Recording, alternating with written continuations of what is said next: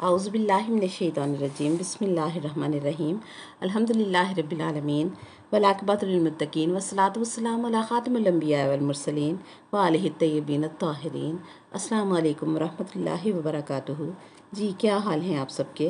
امید کرتی ہوں کہ ہمارا آگہی اور معرفت کا سفر ہمیں منزل کی طرف قدم بقدم بڑھا رہا ہے کہ رب العزت قرآن پاک میں بھی ارشاد فرماتا ہے کہ اپنے نفس کے ساتھ مجاہدہ کرتے رہا کرو، اور نبی صلی اللہ علیہ وسلم نے بھی جہاد اکبر اور جہاد اصغر کو کھول کر بیان فرمایا کہ کافروں کے ساتھ جنگ لڑ کر فتح یاب ہو کر جب واپس آئے تو فرمایا ہم جہاد اصغر سے جہاد اکبر کی طرف لوٹ آئے ہیں، چونکہ جہاد نیکی اور حسنات کو پھیلانے کی کوشش کرنے کا نام ہے، اور کافر سے تو اعلانیہ مقابلہ ہو جاتا ہے، جبکہ منافق طبقہ سے جہاد بہت کٹھن ہے کہ بظاہر تو اس سے لڑائی ہو نہیں سکتی کہ وہ خود کو مسلمان ظاہر کرتا ہے اور دوسروں کو دکھانے کے لیے عمل بھی کرتا ہے، لہٰذا اسی جہاد کو جہاد اکبر فرمایا گیا ہے کہ آپس میں اخلاص قلبی کی تلقین کی جائے اور اپنے گناہوں پر توبہ کا شعور جگایا جائے، اور توبہ کا شعور جگا کر اس بدعقیدہ طبقے کو ان کے اعمال کی مقبولیت کا شوق دلایا جائے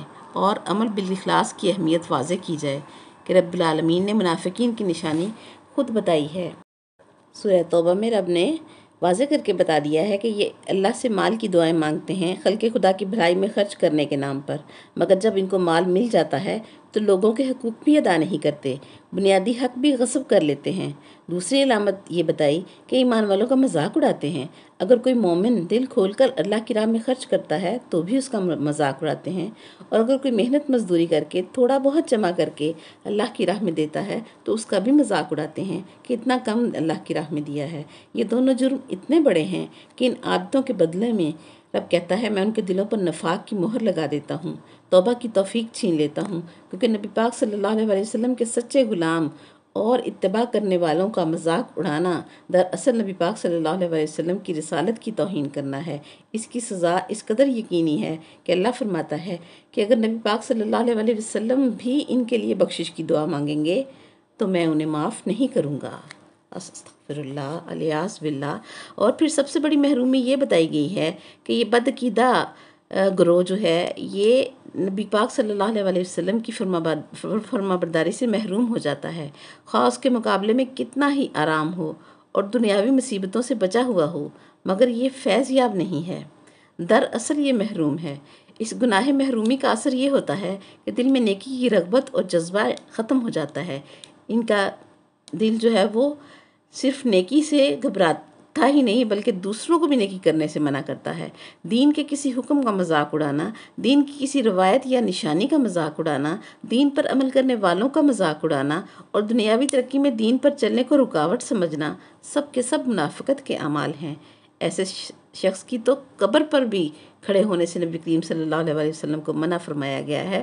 معلوم ہوا کہ نیک لوگ اگر قبروں کے پاس سے گزر جائیں یا قبر پر کھڑے ہوں تو قبر والے کے لیے نفع بخش ہوتا ہے، اور منافق کو اس نفع سے بھی اللہ کریم نے قرآن پاک میں محروم کر دیا ہے۔ اور یہ کہ دین پر عمل کرنا اور دین پھیلانے کی کوشش کرنا آج بھی اگر کوئی یہ کام کرتا ہے تو اپنے نبی پاک صلی اللہ علیہ وسلم کا ہاتھ بٹانے کے برابر ہے۔ جن لوگوں کو اس کام کی توفیق ہی نہیں ہے اور جو کہتے ہیں ہم تو گھر میں ہی رہتے ہیں، ہم نہیں کہیں آتے جاتے، ہم نہ کہیں درس سننے جاتے ہیں، نہ ہم کہیں بیان سننے جاتے ہیں، نہ ہم کہیں قرآن سیکھنے جاتے ہیں، انہیں غور و فکر کرنا چاہیے کہ وہ اس سعادت سے محروم ہیں۔ اللہ اکبر۔ دین کے فرائض چھوڑ دینا اور غافل ہو کر زندگی گزارنا منع ہے۔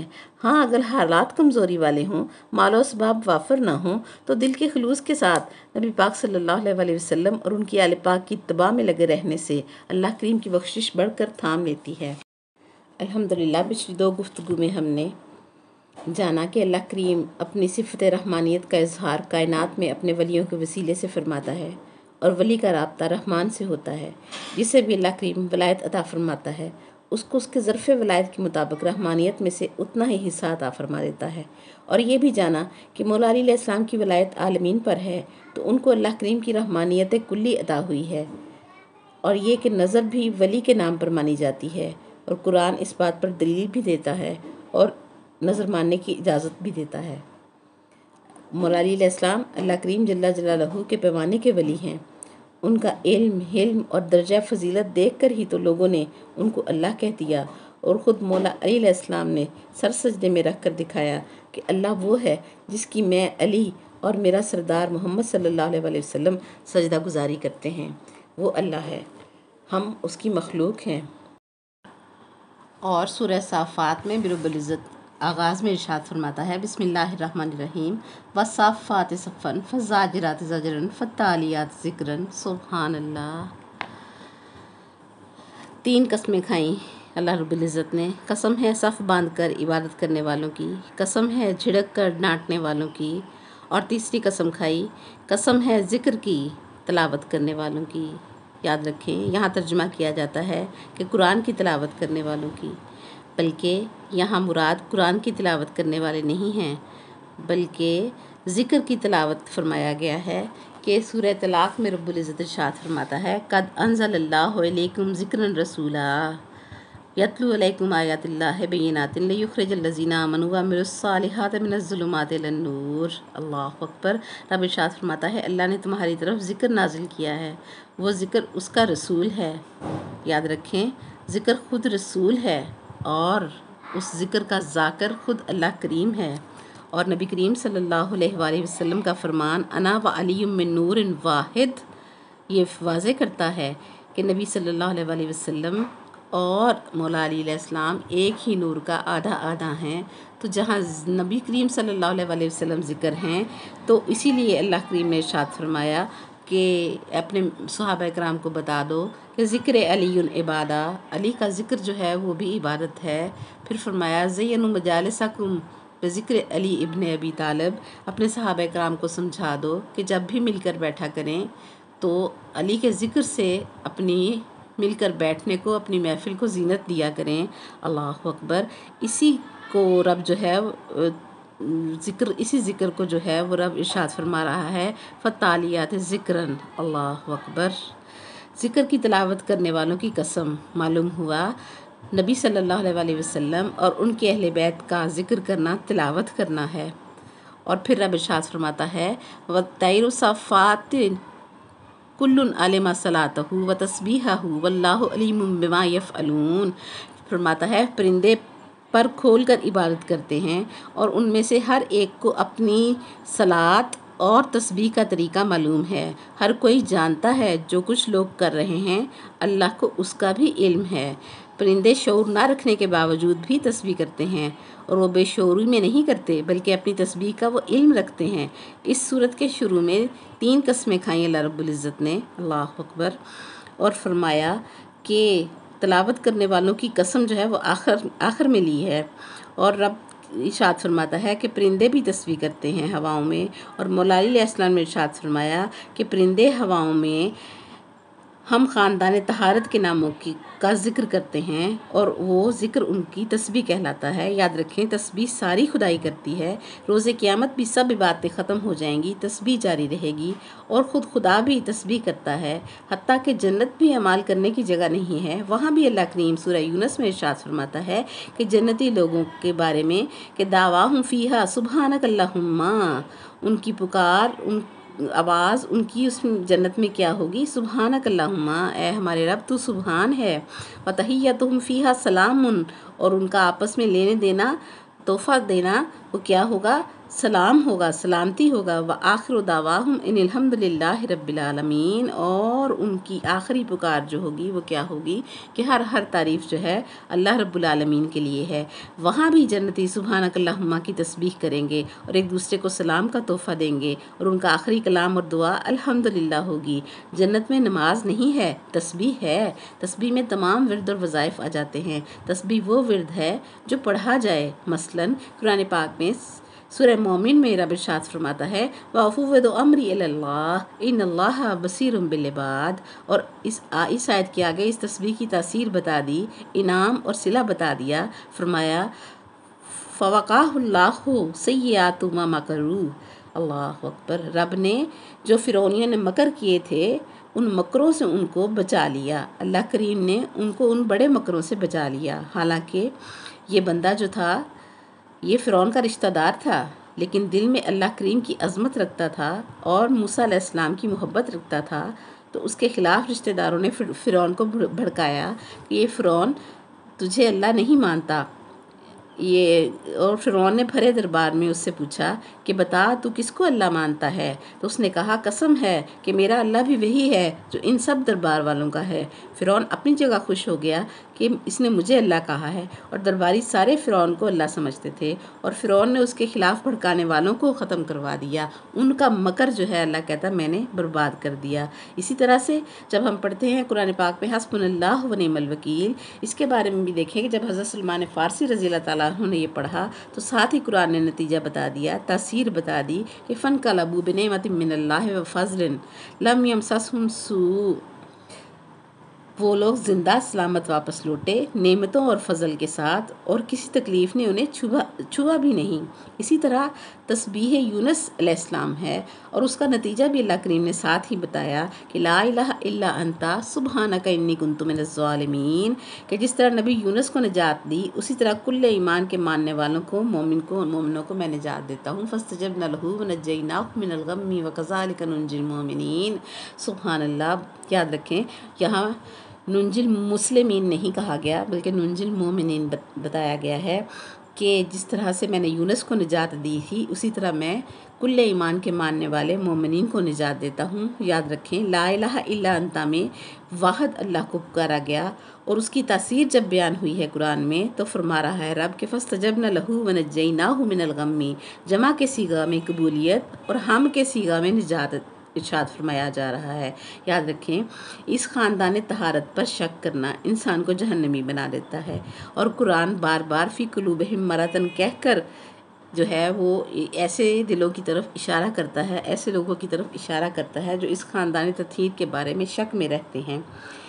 حضرت عیسیٰ علیہ السلام کے زمانے میں لوگ ایک بندے سے دعائیں منگاتے اور وہ پوری ہو جاتی، لیکن اس کی اپنی ایک دعا پوری نہیں ہو رہی تھی۔ وہ عیسیٰ علیہ السلام کے پاس آیا اور بتایا کہ آپ کلمۃ اللہ ہو، میری دعا پوری نہیں ہو رہی ہے، آپ مناجات کر کے میری حاجت روائی کر دیں۔ تو اللہ کریم نے فرمایا کہ اے میرے عیسیٰ، یہ تیرے بارے میں اپنے دل میں شک رکھتا ہے، اس لیے میں اس کی دعا قبول نہیں کروں گا۔ اللہ اکبر۔ میں اور آپ بھی سوچیں کہ ہمارے دل میں خاندان تطہیر پر شک کی کیفیت تو نہیں ہے؟ اگر شک کی کیفیت رکھ کر ہم تسبیح کر رہے ہیں تو ہمیں صلہ نہ ملے گا۔ سورہ نساء میں ارشاد فرمایا اے میرے حبیب صلی اللہ علیہ وآلہ وسلم وقاتل فی سبیل اللہ ولا تکلف الا نفسک وحرض المؤمنین، اے محبوب صلی اللہ علیہ وآلہ وسلم اللہ کی راہ میں جہاد کریں، اور یہ تکلیف تیرے نفس کے سوا کسی کے لیے نہیں ہے۔ بہت غور طلب آیت ہے، اس پر توجہ کریں۔ ہاں مومنین کو جہاد کی ترغیب دلائیں، اگر لڑیں تو ٹھیک ہے، نہ لڑیں تو وہ مکلف نہیں ہیں۔ اور 80 جنگوں میں تاریخ بتاتی ہے کہ رسول پاک صلی اللہ علیہ وآلہ وسلم کو لڑتے کسی نے نہ دیکھا، بلکہ نفس رسول صلی اللہ علیہ وآلہ وسلم یعنی امیر کائنات مولا علی علیہ السلام کو لڑتے ہوئے دیکھا۔ اور مولا علی علیہ السلام کا بخت اور مقدر دیکھیں کہ علی علیہ السلام سے بڑے صرف دو ہیں، ایک نبی ہیں اور ایک نبی اللہ کریم خود ہے۔ نبی صلی اللہ علیہ وآلہ وسلم کے لیے نے ارشاد فرمایا انفسنا و انفسکم، آیت مباہلہ میں اپنے جیسا بنا کر مولا علی علیہ السلام کو لے کر گئے، اور اللہ کریم نے سورہ آل عمران میں ارشاد فرمایا وَيُحَذِّرُكُمُ اللَّهُ نَفْسَهُ، اللہ جو ہے تمہیں اپنے نفس سے ڈراتا ہے۔ یہ امیر المومنین مولا علی علیہ السلام کا یہ مقدر ہے، اور مولا علی علیہ السلام نفس رسول بھی ہیں اور نفس اللہ بھی ہیں، ان کی ذات میں یہ دونوں اکٹھے ہیں۔ اور مولا علی علیہ السلام کو عین اللہ، اذن اللہ، لسان اللہ، نفس اللہ کے لقب زبان رسالت مآب صلی اللہ علیہ وآلہ وسلم نے عطا فرمائے ہیں۔ اور جب نبی صلی اللہ علیہ وآلہ وسلم نے اپنے رب کی تسبیح پڑھی تو اس طرح پڑھی کہ انتا کما اسناتا علی نفسکا، کہ اے میرے پروردگار میں تیری تسبیح کیا کروں کہ تو نے اپنے نفس کی خود ثنا کی ہے، تو ویسا ہی ہے۔ سبحان اللہ۔ قرآن پاک میں سورہ صافات میں رب ارشاد فرماتا ہے کہ کچھ باکمال لوگ ایسے ہیں جو یوں بات کرتے ہیں ما منا الا لہ مقام معلوم وَإِنَّا لَنَحْنُ الصَّافُّونَ وَإِنَّا لَنَحْنُ الْمُسَبِّحُونَ۔ سبحان اللہ۔ ہم میں سے ہر ایک کا اللہ کے ہاں مقام معین ہے، اور ہم ہی حقیقت میں صف باندھ کر عبادت کرنے والے ہیں، اور ہم ہی حقیقت میں تسبیح پڑھنے والے ہیں۔ یہ کوئی عام دعویٰ نہیں ہے۔ مثال کے طور پر ایک عالم کہے کہ میں عالم ہوں اور دوسرا کہے کہ بس میں ہی عالم ہوں، تو یہ صاحب کمال کون لوگ ہیں جو کہتے ہیں کہ ہم ہی تسبیح کرنے والے ہیں؟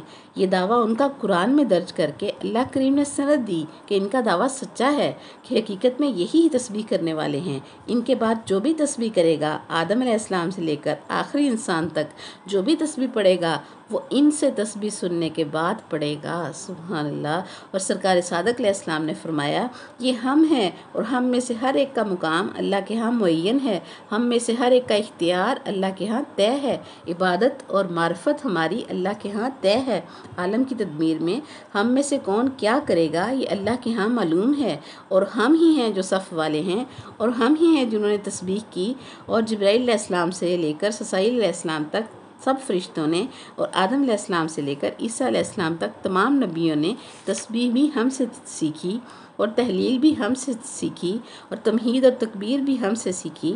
مولا علی علیہ السلام نے ارشاد فرمایا، فرشتوں نے، نبیوں نے ہم سے ہی لا الہ الا اللہ سیکھا، اور جو لا الہ الا اللہ نہ پڑھے وہ مشرک ہوتا ہے۔ تو سوچنے کا مقام ہے کہ جن کے کرم اور تعلیم نے ہمارے بابا آدم کو شرک سے بچایا ہو، مولوی انہی کی برابری کرتا ہے، انہیں ہی اپنے جیسا سمجھتا ہے۔